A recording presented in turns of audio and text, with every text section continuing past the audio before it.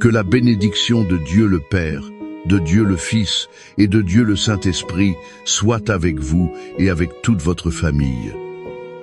Qu'en ce moment précis, un manteau de paix, tissé de la plus pure lumière céleste, descende sur vos épaules, sur votre esprit et sur votre cœur. Sentez sa présence envelopper votre maison comme une forteresse spirituelle. Et que le sceau de son amour protecteur soit placé sur votre porte, sur votre vie et sur chaque membre de votre famille bien-aimée. Nous vous invitons à entrer dans cet espace sacré, un sanctuaire de prière, où nos voix s'unissent en une seule. Pour implorer pour les foyers le rétablissement des liens et l'intervention divine qui peut tout transformer. Respirez profondément, relâchez les tensions du jour et permettez à l'Esprit de Dieu de commencer à agir en votre esprit. Cela apportera la calme, l'espérance et la certitude que vous n'êtes pas seul. Dans l'unité de la foi et avec l'autorité qui nous a été accordée au nom, au-dessus de tout nom, le nom de Jésus-Christ.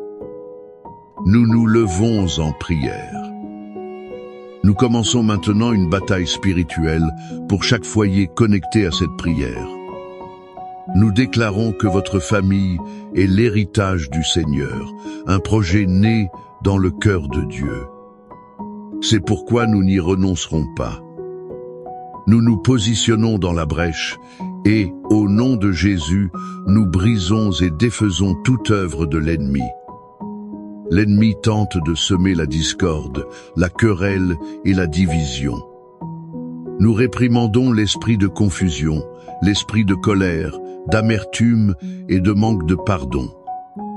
Nous brisons maintenant, par le pouvoir du sang de Christ, toute parole de malédiction lancée contre votre mariage. Également contre vos enfants, vos finances ou votre santé. Nous annulons les décrets maléfiques, les fléaux héréditaires et tout joug d'esclavage. Ce joug a pu se transmettre de génération en génération. Nous déclarons que ces chaînes sont brisées aujourd'hui. Nous détruisons toute forteresse de tromperie, toute dépendance et tout vice. Ces éléments emprisonnent un être cher. Nous ordonnons que l'esprit de rébellion et de désobéissance qui attaque l'esprit et le cœur de nos enfants se retire maintenant. Nous proclamons l'unité du Saint-Esprit sur votre maison. Nous proclamons que l'amour de Dieu est le lien parfait qui unit les cœurs. Nous libérons une parole de vie, de restauration et de réconciliation. Que mari et femme se regardent à nouveau avec amour et respect. Que parents et enfants s'embrassent dans le pardon et la compréhension. Nous déclarons que votre maison est un territoire saint, gardé et protégé par le sang de l'agneau. Aucune arme forgée contre votre famille ne prospérera. La victoire a déjà été remportée à la croix. Nous prenons possession de cette victoire pour votre foyer, maintenant, au nom de Jésus. Maintenant, je veux vous inviter à apaiser votre âme. Nous allons plonger au cœur de notre message d'aujourd'hui. La prière est notre arme, mais la parole de Dieu est notre fondement. Elle est notre source d'espérance et d'instruction. Et aujourd'hui, le Père nous invite à regarder l'une des histoires les plus belles et touchantes de toute l'Écriture. Il s'agit de la parabole du Fils prodigue que nous trouvons dans l'Évangile de Luc, chapitre 15. Peut-être connaissez-vous bien ce passage. Mais aujourd'hui, je vous demande de l'écouter avec le cœur, comme si c'était la première fois. Imaginez la scène, un père, un homme bon et riche, avec 2 fils. Le plus jeune, dans un acte de rébellion et d'autosuffisance, demande sa part de l'héritage. Imaginez la douleur dans le cœur de ce père. L'héritage n'était divisé qu'après la mort. En d'autres termes, ce fils disait « Père, pour moi, tu es déjà mort. Je veux ce qui m'appartient et je veux vivre ma vie loin de toi. Et le Père, dans un acte douloureux de respect du libre arbitre, cède. Le Fils part pour une terre lointaine. Là, il gaspille tout, vivant de manière imprudente et dissolue. Quand l'argent vient à manquer, une grande famine s'abat sur la terre. Il se retrouve désespéré, affamé, gardant des porcs et souhaitant manger leur nourriture. Dans ce moment de profonde humiliation et de brisement, la Bible dit qu'il revint à lui-même. Il se rappela la maison de son père, où même les serviteurs avaient du pain en abondance. Pendant ce temps, lui mourait de faim. Et il prend une décision. Je me lèverai et j'irai vers mon père, et je lui dirai, Père, j'ai péché contre le ciel et devant toi. Je ne suis plus digne d'être appelé ton fils, traite-moi comme l'un de tes ouvriers. Pendant qu'il répétait son discours d'humiliation, il ignorait ce qui l'attendait. La parole nous dit que, tandis qu'il était encore loin, son père le vit, fut ému de compassion et, courant, se jeta à son cou et l'embrassa. Ce père n'avait jamais cessé d'attendre. Tous les jours, il montait sur la terrasse et regardait la route. Il espérait voir la silhouette familière de son fils à l'horizon. Il n'attendit pas que le fils termine son discours. L'étreinte vint avant le repentir. Le baiser du pardon vint avant la confession. Le père ne le réprimanda pas, ne dit pas « je te l'avais dit ». Au lieu de cela, il cria à ses serviteurs « Apportez la plus belle robe, un anneau pour son doigt et des sandales pour ses pieds. Et amenez le veau gras et tuez-le. Mangeons et réjouissons-nous, car mon fils était mort et il est revenu à la vie. Il était perdu et a été retrouvé. » La fête de la restauration commença. De cette histoire, nous pouvons tirer de précieuses leçons pour notre famille aujourd'hui.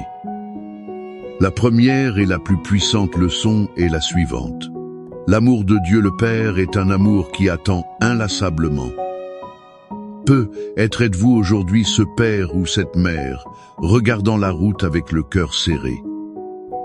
Vous attendez un fils ou une fille qui s'est égaré, a pris de mauvaises décisions ou vit loin de vos valeurs et de votre foi.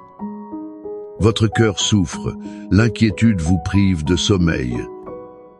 Sachez que le Père Céleste comprend votre douleur. Mais il vous enseigne, à travers cette parabole, à ne jamais perdre l'espérance. Son amour ne renonce pas, ne se lasse pas, n'impose pas de conditions pour le retour. Continuez à prier, continuez à aimer, continuez à regarder l'horizon avec foi. Le même amour qui a poussé ce père à courir vers son fils travaille dans le cœur de votre proche. Il agit pour qu'il revienne à lui et retrouve le chemin du retour. La deuxième leçon fondamentale est qu'il y a toujours un chemin de retour. Il passe par l'humilité et le repentir. Le fils n'a pu revenir que lorsqu'il a reconnu son erreur et sa condition. Il n'y a pas de restauration familiale sans pardon. Et il n'y a pas de pardon sans la reconnaissance de la blessure causée.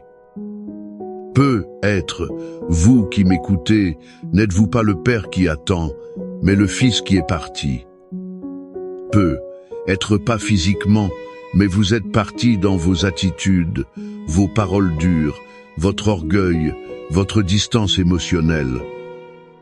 Vous ressentez le vide, la faim de paix et d'appartenance. Mais la honte et l'orgueil vous empêchent de revenir. L'histoire d'aujourd'hui est une invitation de Dieu pour vous. Revenez à la maison. Laissez de côté le discours répété d'autosuffisance. Reconnaissez votre besoin de pardon et de connexion. Embrassez l'humilité, car c'est la clé qui ouvre la porte du cœur du Père et de vos proches. Le Père n'attend pas pour vous accuser. Il attend avec une étreinte et une fête préparée. Et cela nous mène à la troisième leçon. La véritable guérison familiale est célébrée par une fête de restauration. Elle n'est pas célébrée par un tribunal d'accusation. L'attitude du Père brise tous nos schémas humains. Il n'a pas seulement pardonné, il a restauré l'honneur du Fils. La meilleure robe symbolisait la nouvelle dignité. L'anneau, l'autorité et l'appartenance à la famille. Les sandales, la condition de fils libre et non d'esclave. Combien de fois, dans nos familles, pardonnons-nous, mais ne restaurons-nous pas? Nous gardons l'offense dans un fichier mental et l'utilisons dans les discussions futures. Dieu nous appelle à un niveau plus élevé, celui de la célébration. Célébrer le retour, célébrer la réconciliation. Tuer le veau gras de notre orgueil et organiser une fête de joie pour l'unité rétablie. Je vous demande aujourd'hui, avez-vous été un agent de restauration ou un juge des défauts dans votre famille? Êtes-vous prêt à offrir la meilleure robe de votre pardon, l'anneau de votre confiance et les sandales de la liberté à celui qui vous a blessé? Cet amour du Père, qui attend et restaure, est le même amour qui s'engage pour notre protection quotidienne. C'est un Père qui non seulement nous accueille, mais qui nous garde sous ses ailes puissantes. C'est la promesse que nous lisons dans le psaume 91. C'est une déclaration de foi en la protection souveraine de Dieu sur ses enfants. Et la certitude de son soin constant, de sa provision et de sa direction. Nous la trouvons dans les mots du psaume 23, où il se révèle comme notre bon berger. Maintenant, je veux vous inviter à fermer les yeux, si possible. Laissez ces paroles millénaires, inspirées par le Saint-Esprit, laver votre âme.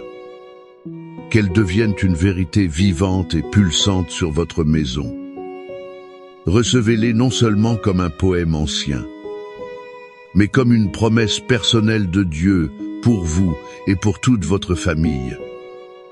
Déclarons ensemble en esprit la protection du Très-Haut. Celui qui habite sous l'abri du Très-Haut reposera à l'ombre du Tout-Puissant. Je dirai de l'Éternel, il est mon Dieu, mon refuge, ma forteresse, en lui je me confie. Car c'est lui qui te délivrera du filet de l'oiseleur, de la peste pernicieuse. Il te couvrira de ses plumes, et tu te réfugieras sous ses ailes. Sa fidélité te servira de bouclier et de cuirasse. Tu ne craindras ni les terreurs de la nuit, ni la flèche qui vole de jour, ni la peste qui marche dans l'obscurité, ni la contagion qui frappe en plein midi. 1000 tomberont à ton côté, et 10 000 à ta droite, mais tu ne seras pas atteint. De tes yeux seulement tu regarderas, et tu verras la rétribution des méchants. Car tu es mon refuge, ô Éternel. Tu as fait du Très-Haut ta demeure. Aucun malheur ne t'arrivera, aucun fléau n'approchera de ta tente. Car il donnera ordre à ses anges à ton sujet. Ils te garderont dans toutes tes voies. Ils te porteront sur les mains, de peur que ton pied ne heurte une pierre. Tu marcheras sur le lion et sur l'aspic. Tu fouleras aux pieds le lionceau et le dragon. Puisqu'il m'aime, je le délivrerai, je le protégerai, car il connaît mon nom. Il m'invoquera, et je lui répondrai. Je serai avec lui dans la détresse, je l'en tirerai et je le glorifierai. Je le rassasierai de longs jours et je lui ferai voir mon salut. Père bien-aimé, basée sur ta parole puissante et sur la promesse de restauration que nous avons vue dans l'histoire du Fils prodigue. Nous nous unissons maintenant pour présenter chaque famille devant ton trône de grâce. Seigneur, nous prions pour chaque fils prodigue, pour chaque fille qui s'est éloignée. Père, où qu'ils se trouvent, nous demandons que ton Saint-Esprit les atteigne. Qu'ils reviennent à eux-mêmes, que le désir du foyer, le désir de ton amour serre leur cœur. Et qu'ils trouvent la force et l'humilité de revenir. Brisons les chaînes de la dépendance, des mauvaises compagnies, des idéologies qui les éloignent de toi. Comme le Père de la parabole, place en nous, Père et Mère, un esprit d'amour inconditionnel. Un esprit d'espérance inébranlable, afin que nous soyons prêts à courir et à embrasser, sans accusation. Seigneur, nous prions pour les mariages en crise. Là où l'amour s'est refroidi, où la communication est brisée, où l'infidélité a blessé, nous clamons ta guérison. Restaure l'alliance, Père. Rallume la première flamme. Verse ton baume sur les blessures et enseigne à chaque couple à pardonner comme tu nous pardonnes. Nous prions pour la réconciliation entre parents et enfants, entre frères et sœurs, entre proches qui ne se parlent plus. Que tout mur d'orgueil, d'amertume et de ressentiment tombe maintenant au nom de Jésus. Nous implorons la provision du bon berger du psaume 23 dans chaque foyer. Que le pain ne manque pas à table, que les ressources pour payer les factures ne manquent pas. Ouvre les portes de l'emploi, de la prospérité, de la multiplication, selon ta volonté bonne, parfaite et agréable. Et enfin, Père, nous prions pour la guérison. Guéris les corps malades, de la tête à la plante des pieds. Nous réprimandons toute maladie, toute douleur, toute infirmité. Et nous prions pour la guérison de l'âme, la guérison des souvenirs douloureux, pour le soulagement de l'anxiété, de la dépression et de la peur. Que ta paix, qui surpasse toute intelligence, inonde chaque cœur maintenant. Et comme un acte de foi, je vous invite à écrire le nom de votre famille ou votre demande spécifique dans les commentaires ci-dessous. Créons une chaîne de prière et d'intercession les uns pour les autres. Croyons que Dieu entend et répond aux cris de son peuple. Que la grâce des retrouvailles, la joie de la fête et la sécurité de l'étreinte du Père soient votre réalité à partir d'aujourd'hui.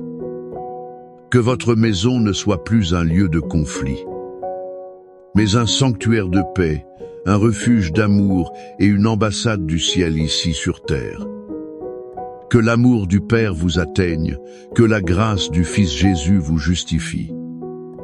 Et que la communion et le réconfort du Saint-Esprit soient avec vous et avec toute votre famille, aujourd'hui et pour toujours. Recevez cette bénédiction et marchez dans la certitude que Dieu se bat pour vous. Amen.